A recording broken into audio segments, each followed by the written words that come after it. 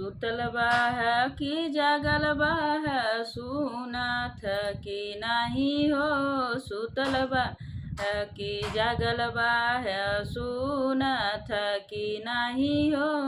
टिकवा बिचाई आयल वाले बकी नाही हो। टिकवा बिचाई आयल वाले बकी नाही हो।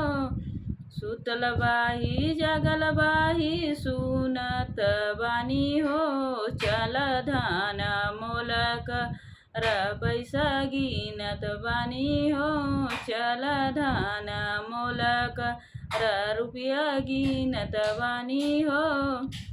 सुतल बाह जागल बाह सुनत की नाही हो। नथिया बिचाइल वाले बकी नाही हो।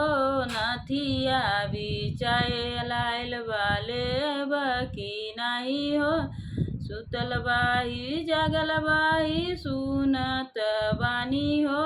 चल धान मोलक र पैसा गिनत बानी हो।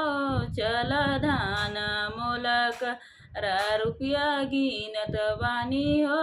चल धान मोलक र रुपया गिनत बानी हो।